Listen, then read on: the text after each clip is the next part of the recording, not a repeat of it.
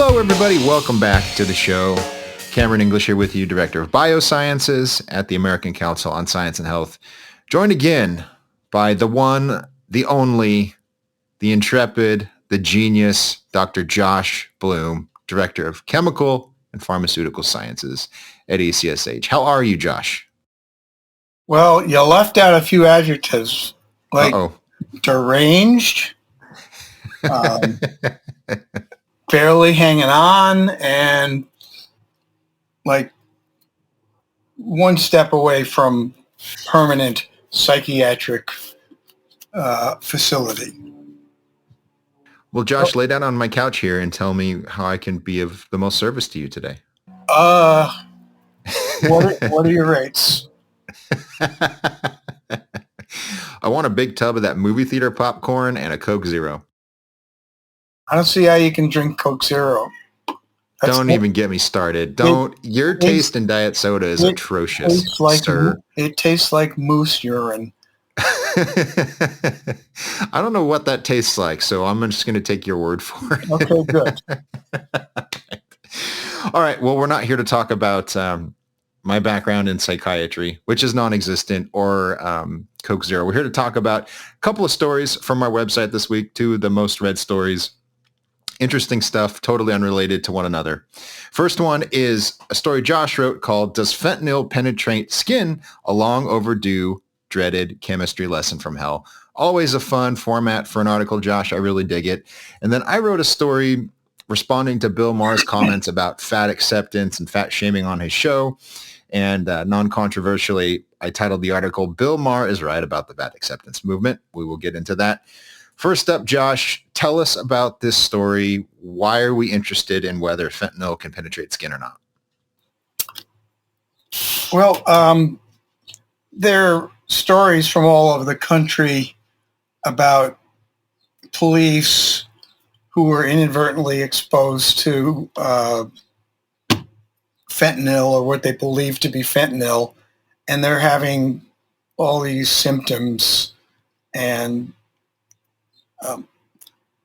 the problem is, well, there are a lot of problems. The first is the symptoms they're having are just about the opposite of what you would have if you really took fentanyl, or it was somehow absorbed through the skin, which it isn't. It's pretty clear that in most, or if not all of these are media-induced anxiety attacks. Okay, so if I'm understanding you right, it's not that they touched the drug that set off these symptoms. It's that they thought they touched the drug because of everything they've been reading and seeing on TV, and it's inducing anxiety. Is that what's actually happening? Well, I think I don't know every case, but I think the story is about they've been exposed to the drug in some way, and whether that's probably seizing pills or something along those lines, and then they become convinced that they've got a fentanyl overdose on their hands, and they freak out. Now, I don't blame them, but it's all wrong. None of it adds up, and there's anecdotal and also scientific evidence that pretty much dismisses this whole thing. So you did some digging through PubMed, and you found, you said it was like 328,000 hits, but you actually looked at some of the peer-reviewed literature, and it was inconsistent what you found from what I'm reading here. So you found a study that said it doesn't penetrate the skin. You found one that said it does penetrate the skin. You also found research that said it may or may not penetrate the skin. So that was your starting point. Talk a little bit about what you uncovered as you were doing your homework. Well, I hope that cleared everything up.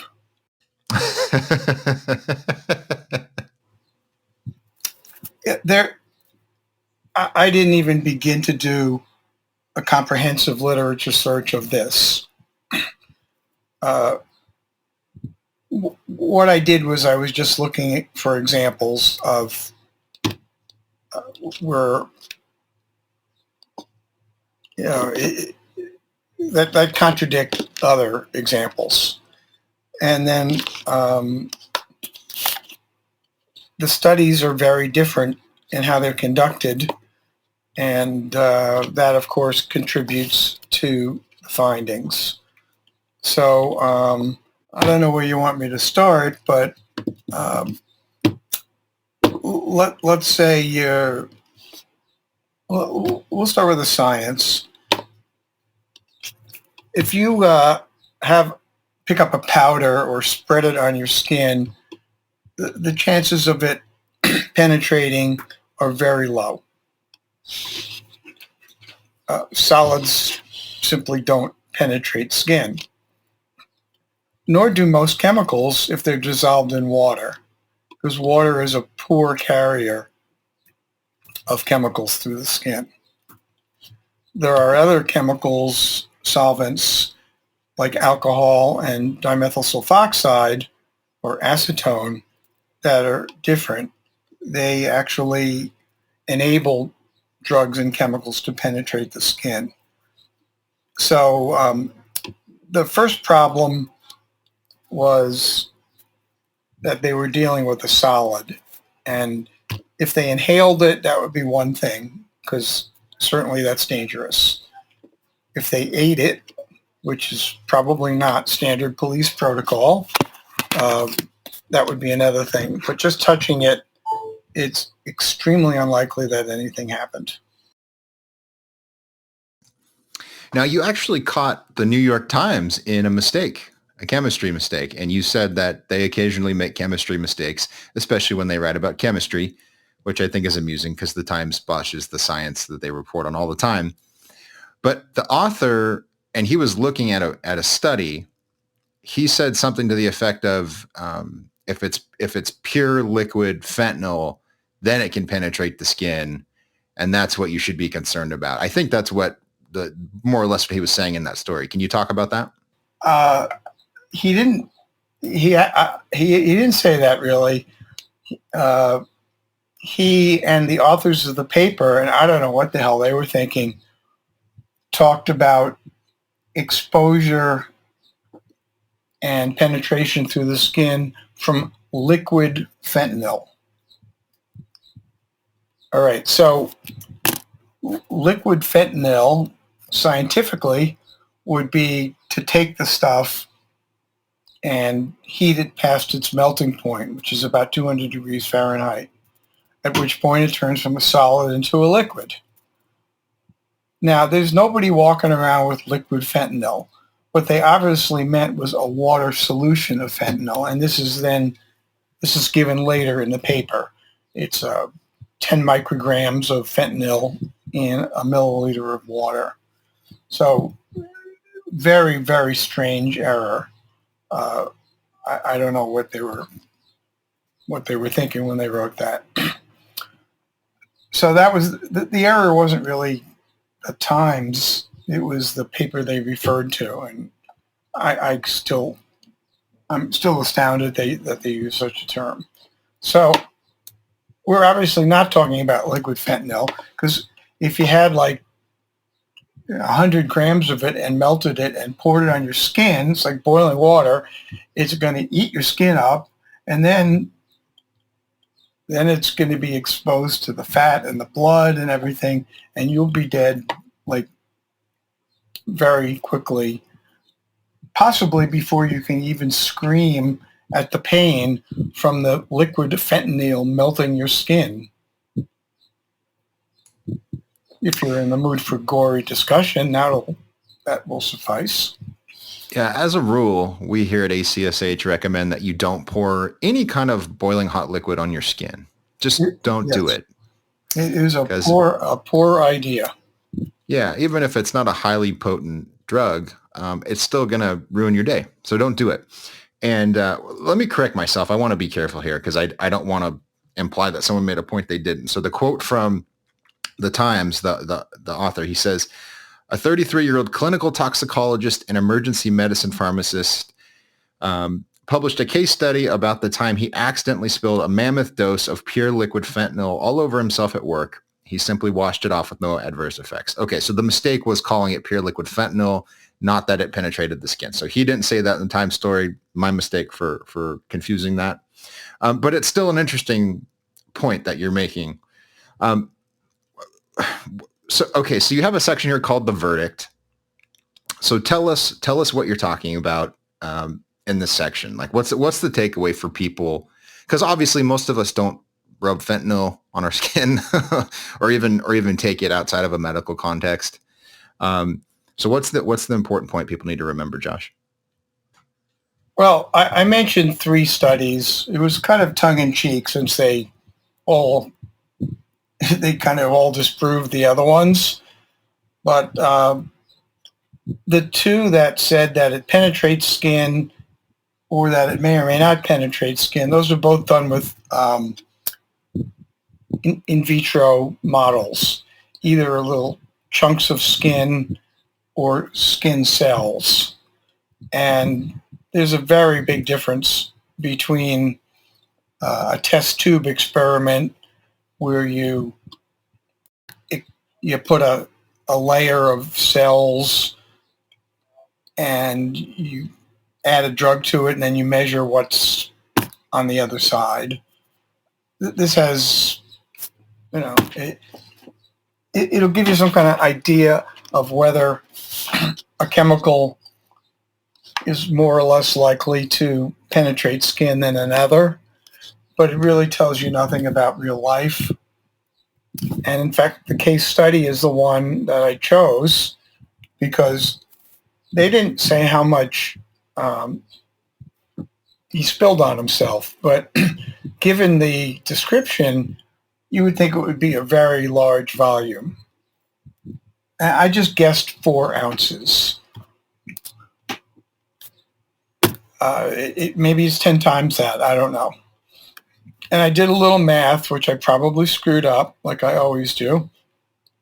It turns out that if he spilled 4 ounces of that strength solution of fentanyl in water on himself, he would have been exposed to something close to a lethal dose.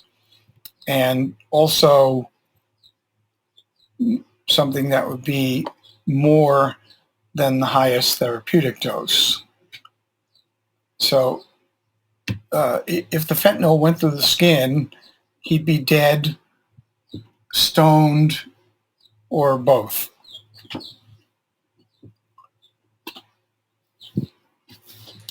The important point that I'm hearing you make here, and you actually say this in the article, it's actually the very last line of the story, because it sounds like people could take the idea that you touch fentanyl and you get really sick and you die as a reason to even further restrict access to it. So you write, when pain patients who have been cut off from their meds go to the street to buy oxycodone and instead get a bunch of fentanyl-spiked M30 counterfeits, they do not die from holding the pills, only after taking them. So maybe that's the important point we should stress. I know you had a story that you wanted to relate to people that is about that very specific topic. So tell us that. Again, it's an anecdote. I have no proof of it, but I believe what the person who wrote in a few months ago was saying. And it was a woman who was cut off from her pain meds, just like millions of other people, and decided that she was going to take her chances and buy what's called M30. M30 is 30 milligrams of oxycodone, which is a pretty good dose. That's the most popular counterfeited pill around. The only problem is it doesn't have oxycodone in it. It's got fentanyl or something worse. And they use these presses to make the material look identical to the real M30s. So you could be, who knows what you got when you buy opioids off the street. Well, the answer is mostly fentanyl now. I think the black market for actual prescription opioids dried up long ago, because there are just not enough of them out there. So you have to assume it's fentanyl or something ungodly like that. So the person that wrote in told me that she purchased what she hoped was an M30 oxycodone pill. Just to be safe, she took it. She bought 100 of them, by the way, for $1,500. And she took one pill, cut it up into eighths, and took 1/8 of the pill. So she's exposed. She's got her hand in the bag to get the pills out. She's cutting it up. There's powder from doing that. She's fine. She swallows the thing and ends up vomiting for 24 hours. So she wrote into me asking, is there any way I could tell what was in the damn thing? The answer is not now. When I used to work in a lab and had access to all kinds of state-of-the-art analytical equipment, I could have told her that in 5 minutes. But in reality, it doesn't matter, because if you're buying M30s off the street, you're probably playing Russian roulette with 6 bullets in the gun. It's very scary stuff, and it's tragic, as you've written many times before. You know, people lose access to medications that they need in order to not live in excruciating pain, and then they go onto the street and they buy something that's laced with something else, and that's all she wrote. It's really tragic. So I think it's important for people to watch this carefully and make sure they have at least a cursory understanding of the science involved, so they don't get misled, because the media, even a lot of experts, get this wrong, or they at least they frame the data in such a way to be misinterpreted, and that's really frustrating. That drives me nuts. It drives everyone at ACSH really nuts. But it's clear that there's an agenda here. People are trying to push a particular conclusion, and if they have to mislead you to do that, they seem okay with that, which is quite annoying. Well, they are not okay with it. They're full-fledged experts in it. And at some point, you and I will talk about what's really behind this anti-opioid push. And I've concluded it's money and corruption with a teaspoon of ignorance thrown in.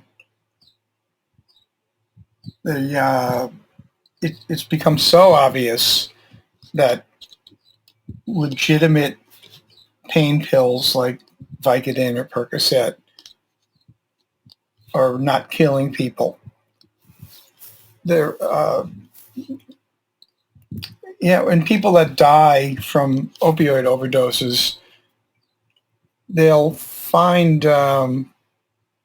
oxycodone, let's say, in their blood about 10% of the time. That doesn't mean they took a prescription pill, because the average is 6 drugs that they'll find in the blood. So maybe you've got a pill with a tiny amount of oxycodone and a bunch of fentanyl, and now they're throwing in methamphetamine and cocaine, and it's quite a recipe for disaster. But just to get into something that we'll have to discuss at length later, people who are taking medically supervised opioids, regardless of the dose, are very, very safe. This is not what is killing people. The 100,000+ deaths are coming from fentanyl, cocaine, methamphetamine, heroin, and if there's a touch of oxycodone in there, it's by accident. So, and a very important point, but we really don't have time for that this afternoon. We'll revisit it, absolutely. And by the way, I think you'd be up for this. I would love to have someone like Andrew Colledney on the show, or maybe that other physician who recently debated Jeff Singer, and just have you two dialogue about this if you're up for it. I don't know that they would be, but I think that would be really interesting because they would cite statistics and you'd go, well, you're misquoting those. Well, first of all, this whole group, which is called PROP, Physicians for Responsible Opioid Prescribing, or I call it Physicians Responsible for Opioid Prohibition. The letters work out the same. This is, I'm not an investigative reporter, but the more I read, the more I understand that there's a fortune to be made in the anti-opioid movement, and that these people from PROP are whoring themselves, working along with lawyers who are suing companies that may or may not have had anything to do with the overdose crisis, which began 20 years ago, and it's completely different now. So without naming names at this point, these people make $500, $1,000 an hour as expert witnesses testifying against companies in what's essentially legal extortion. And what's even more interesting is the way they become experts is they publish a bunch of garbage, which can be ripped to shreds by anybody who just takes the time to do it. So they're self-anointed experts, and several of them are using this so-called expertise to make a fortune. Andrew Kolodny made $500,000 testifying against Johnson & Johnson for its role in the opioid crisis. And the state of Oklahoma was trying to shake down Johnson & Johnson. Kolodny, for the slight fee of $735 per hour, spent a good bit of time testifying as an expert, and others have done the same. So without going into accusations at this time, let's just say it doesn't smell right. Very good. Well, we'll leave it there. Maybe we'll discuss those accusations another day. But let's move on, Josh. We're going to talk a little bit about the legendary comedian Bill Maher, who on a recent episode of his show had a segment on the fat acceptance movement. And he was very, very critical of this whole campaign. It's been going on for years now.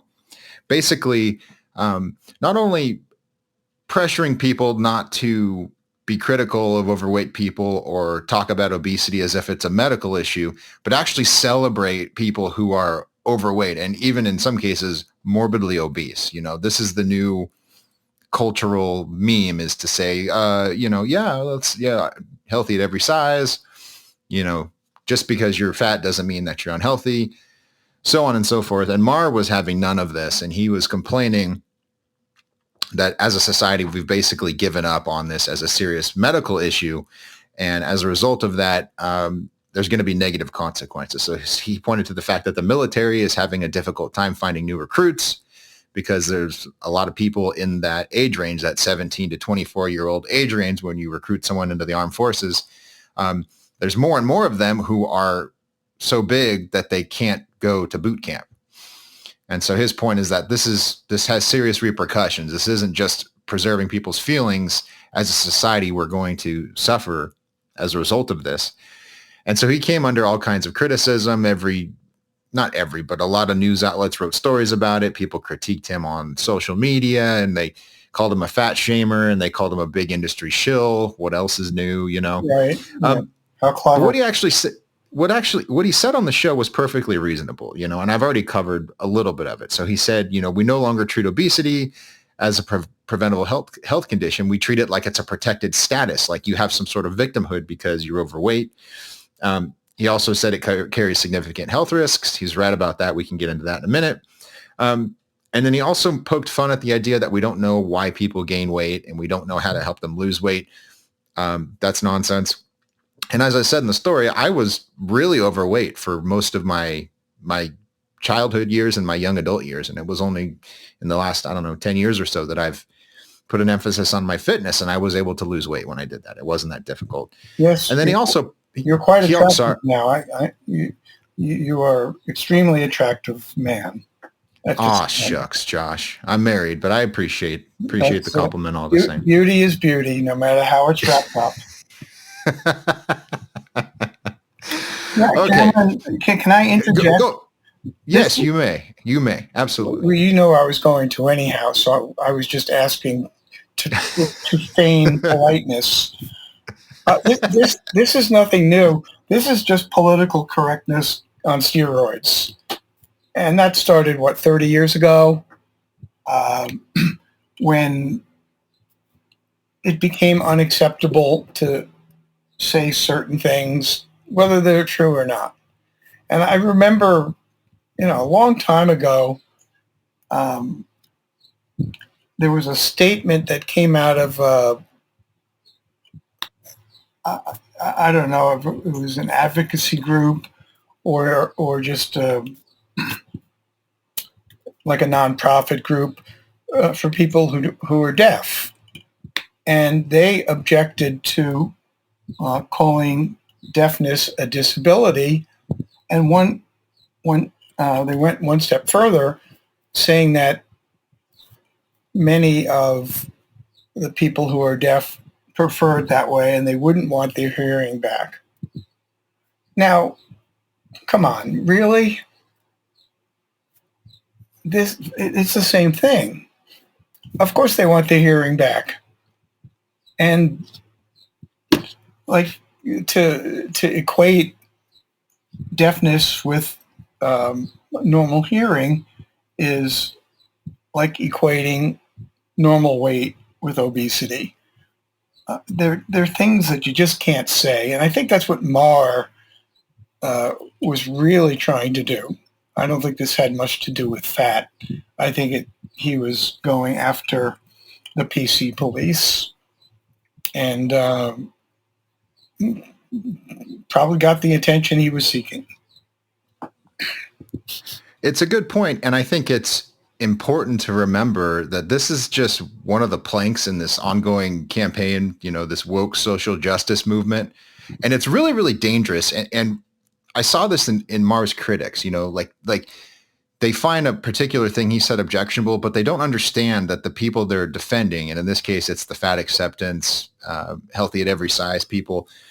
These people are not just saying you need to be kind to overweight people, which I don't think anybody doubts or disagrees with. I don't want, like when I lost weight, ultimately, it wasn't because people made fun of me in high school. That wasn't what did it, right? It was people who gave me good advice and were willing to walk through that weight loss process with me. That's what did it. So this isn't about being kind or being hurtful. That's not what this is about. But the people behind this movement are literally denying the fact that people can lose weight and that they should lose weight, right? They're denying that it's even possible to have science behind you to say that obesity presents health risks. And they are doing this with lots of fields of science. And so this has to be pushed back against. Like you have to knock this down because this is really dangerous to our ability to do science, because ultimately they're not just saying overweight people don't have to change who they are. They were just born that way, whatever. They're literally denying that there's objective truth out there, that you have the ability to assess facts and deduce conclusions from them and do scientific experiments. It's very much a postmodern movement in that sense. And so you have to shut this down. This is very, very dangerous. And one of the first points I made in the story, because I'm responding to someone who was criticizing Maher in Forbes. And so this writer says, Maher didn't have a single scientist on his show. He's not a scientist himself. And my response was, well, why not? Why is a comedian the one who has the courage to go on national TV and say this and correct all of this nonsense, And the answer is there aren't enough physicians and obesity experts and science and health journalists who will just frankly put the facts on the table. And so it's left to people like Maher, who are not the most subtle individuals, right? They go at this with a sledgehammer And that's partly because they're trying to be funny. And the segment was hilarious, by the way. But in any case, there's a really good point in that. I mean, you're seeing a lot of people in health and science who are sort of playing footsie with this fat acceptance movement, and they're not being honest either with their patients or with their readers. And that's foolish. I don't know how else to say it. Well, I would argue that this is no more or less than everything else that's going on. I believe the New England Journal of Medicine, I'm not positive, but it was a major journal, used the term people with vaginas. And because apparently women is no longer an acceptable term. And there was another article I read which described men as penis owners. Now, you'd think this was from some satirical magazine, but in fact, this is part and parcel of the same thing that you're mentioning. Is that it's become more important not to offend anyone, especially if they belong to a particular group, a vocal one, than it is to tell the truth. And that's not just medicine, that's in everything. It just raised one question, though. If penis owners were demanding certain rights or to be addressed as however they mentioned it, you have to wonder what penis renters would be up for, because it's just there could be some out there, and you don't want to offend them either. I love Josh because he doesn't really care. He just says what's on his mind, and if you don't like it, then you can go pound sand. And we need more of that today. That's a good example too. I think the reasoning, such as it is behind that whole thing, is that your plumbing, if you will, that doesn't determine your gender. So the reason that they call women bodies with vaginas is because there are some men today who feel that they are actually women. And sometimes they're women on certain days, other days they're men, other days they're non-binary. So you have this really strange movement going on, basically where you're divorcing the conclusions that you reach about the world from the things you can see and experience. It's utter craziness, And that's another thing. I see this on medical websites too. They will give you good advice, which oftentimes changes based on what your gender is, because, there are certain conditions that affect only women, and for men, there are other conditions. So they'll give you that advice, but then at the top of the article, they'll say, sex is a spectrum, gender is a social construct. So in other words, they're kissing the ring, right? They have some kind of Stockholm syndrome where they have to be liked by people who deny the science that they put out, but they have to give you good advice too, which is, if you have this condition, take this medication. If you're a woman, look out for these side effects. And it's this weird balance that can't be maintained. You have to acknowledge what's obvious, or you have to go along with this weird ideological movement. And it's the same thing with this fat acceptance stuff. And Mar was talking about, you have Victoria's Secret and you have Sports Illustrated. You have these different publications putting out calendars and catalogs and so forth, and they're marketing clothing to overweight people. But the way they're doing that is by endorsing this fat acceptance movement. So I found one. It was a campaign from, I think, JCPenney, and it's called "Fat Girls Can Do Whatever They Want." Now I have no doubt about that, right? Being overweight doesn't prevent you from doing most things, but it's just amusing that you have the corporate world getting into this now, and they're glomming onto this political cause because they can sell more clothes by doing that. And that's what Mar was poking fun at, is that not only do you have medical professionals who increasingly refuse to push back against this, you now have marketers jumping in and telling their customers, hey, what would be a great idea is if you tried to sell more plus size clothing, and here's this great campaign we came up with, So We've just reached this level of absurdity it's almost incomprehensible, Josh. This is not a whole lot different than what EWG does. And you and I have discussed this before. They take an idea, a fear, a minuscule risk, and they turn it into money.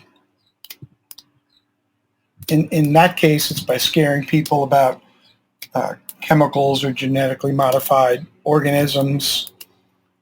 In this case, and these are both really cynical attempts to make money following up on I'm guessing a rather small group of people who are ideologically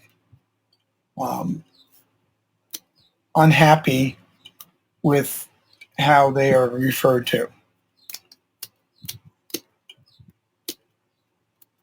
Well, the thing is, and again, this is a point I've made in several articles, is right. Like, you can oppose the fact that overweight people are poorly treated in our society, or they were for many years. You can say, don't do that to someone. That person's your neighbor. You should treat them with a certain level of decency that you would expect. It's just the golden rule. Everyone agrees on this. But at the same time, it's not kind to ignore the fact that people are putting themselves in harm's way. And that's just the reality of the situation, So maybe it's not your place to stop someone on the street and say, excuse me, sir, do you really need that large order of fries? Like, maybe you should just mind your own business. But if you're that person's doctor and they come in for an annual checkup, you could say, hey, it's not great to be 40 pounds overweight. You're putting yourself at risk for heart disease and stroke and diabetes. And, you might die 15 or 20 years sooner because of this lifestyle you're leading. So we need to do something about that.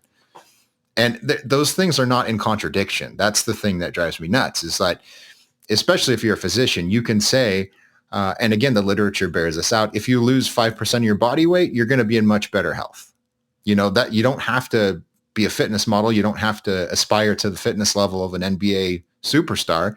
You just have to lose a little bit of weight and you're going to be better off for it. Your quality of life is going to improve. And this is another important point I want to stress, is that when you look at the research on this, you can see that as you get heavier, your risk for these diseases increases dramatically. And there's no way around this, right? I mean, and the technical $5 word for this is a dose-response relationship. The bigger you are, the more at risk you're going to be. And, in the case of a chemical, for example, Josh, since we talk about that a lot, you wouldn't deny that a chemical can be more dangerous the more of it you're exposed to. But when it comes to this, because we have perceived that people's feelings are involved, we're just not going to talk about it, or we're going to obfuscate and we're going to misrepresent the science to the public. And that bugs me. As someone who struggled with my weight, I wouldn't have wanted someone to tell me, it's fine, right? That would not have worked for me. And now that I have a son who I want to see grow up, it was good that people told me, hey, you need to lose weight, because that's what I needed to hear. I didn't feel good, but it was good advice. Well, you know what? You maybe a family member or a close friend, you mentioned this, only because you're concerned about them. That's not shaming, that's caring. You don't go up to an overweight person on the street and say, hey, fatso, what are you eating? Okay, none of that is acceptable. That's not what this is about. This is about a small, and maybe even a very small group of ideologically driven people who have decided that it's not okay to say anything negative about overweight people at all. And it isn't, except if you're their doctor. So I want to know is, who's made these decisions? Where'd this come from? Why is this being hammered on us now? Whatever group is behind this mentality, they're going to end up killing a lot of themselves. But it doesn't really matter, because the ideology trumps the science in all cases when it comes to issues like this. Well, not here. because we don't care. We're just going to say the truth. And that's refreshing. I like working at a place where I don't have to, censor myself in Right. order That's why to. that's why we're eating cat food too. Hey, you know what, man? It's got a healthy balance of proteins and fats Yeah. and carbohydrates, and I'm fine with a little cat food. It's okay, Yeah. A little bit of gravy and those kibbles and bits are mighty tasty. Um, I forgot to add one more thing when I was talking about vagina owners. Okay, fine. Um, is this some kind of general advice for people who were either born female or have chosen to become female? The article had to do with pregnancy. So do you see how crazy that is? It's nuts. I remember when my wife, who is a woman, was pregnant, You think. because those are the only people that can get pregnant. Sorry to break that to you if that hurts your feelings. Don't know what to tell you. If that assassinates my career, I'm okay with it. Okay. When my wife was pregnant, we would go to doctor's appointments, or we would be looking up, something about whatever stage of pregnancy she was in. And you would see websites and they would say, well, pregnant people experience this. A person who is pregnant feels this. And it's crazy. These are major sources of medical information, major healthcare providers, and they're afraid to say pregnant woman. They just won't do it. And it's preposterous, man. I don't know. Like this has to stop. It just can't go on. And a final thought, and then if you want to jump in here, Josh, by all means, a final thought related to the story that I wrote. When it comes to smoking or drug addiction, for example, or if somebody has a mental health disorder, we don't excuse their behavior because they were born with it, or because they're inclined to fall into nicotine addiction, for example, or alcoholism, right? You don't go to a smoker and say, well, you have some genetic predisposition to take up smoking, so it's okay. You're actually not putting yourself at risk, and anyone who says so is being mean to you. What do we do with smoking as a society? We ban it in public places. We tax cigarettes very, very severely. A pack of cigarettes in some places, $10 a pack, very, very expensive. And then our culture generally shames tobacco use. Now, I don't want to get into that right now. That's a whole nother topic. But my point is that just because you're predisposed to something, it doesn't mean that the behavior is excused. And we recognize that when it comes to other issues, but on obesity, we're turning a blind eye to the health effects of it. And that's foolish and it's dangerous. To be slightly contrarian, I did research in obesity for quite a while when I was in industry. And unless the science has changed, there is an enormous genetic component to obesity. So I think that needs to be acknowledged also, that people, some people, especially with two obese parents, they're going to have weight problems. Now, that probably has to do with their diet, but there's a metabolic component to this too. So I wouldn't dismiss that out of hand. Probably there are certain people that really do have a very difficult time losing and maintaining a particular weight, no matter what they do. I don't doubt that for a second. Yeah. I don't doubt that. And I would put myself in that category only in the sense that it's really easy to regain weight, when I revert back to my old dietary habits, and when I stop going to the gym, the weight comes back on. And I've noticed with other people in my life, they don't have that problem. They eat whatever they want. They never exercise, and they stay thin as a rail. They never get diabetes. And that's just, that's luck of the draw, I suppose. And it's not fair, but it is reality. So there are some people who they have some kind of medical condition that makes them put on weight, but I don't think that's the case for most overweight or obese people. Maybe there's some genetic variant they carry that for whatever reason they put on more weight than other people. But if that's true, I think that's an argument for working harder to mitigate the risk. It's not an excuse to give up. Absolutely. That's all I was saying. Yeah. Yeah, whether you're genetically obese or obese because of poor eating and exercise habits, it doesn't really matter. Your doctor has to be able to tell you to lose 15 pounds for your health. And these people who are have a problem with that just need to shut the hell up, because they're hurting lots of people just to make a point. Yep. I agree. We could keep going on about this, about the interplay between genetics and behavior, but we're going to leave it there. All that to say, I think Bill Maher was correct. Even if you don't like his jokes, the facts are behind what he was saying. That's all there is to it. We hope you guys have a terrific week. Thank you for joining us. If you want to get the stories we talk about in your inbox, you just go to acsh.org, click on the subscribe button at the top, punch in your email address, and 3 times a week, we will send you the stories that we write. And at the end of the week, we look at which ones have been read the most. We talk about them on this show, so you can learn a little bit more of the science behind them. So hope you do that. Check us out. The podcast is on iTunes now. So if that's your favorite medium, go on to iTunes. We're on Spotify. We're on Stitcher. We're on all of them. We're everywhere. So review the show, rate it, keep listening. Thank you all so much. And follow us on Twitter as well. Josh is at Josh Bloom ACSH, that carefully focused group name. And we are just at ACSH.org on Twitter. Follow us. Thank you so much. We will see you next time.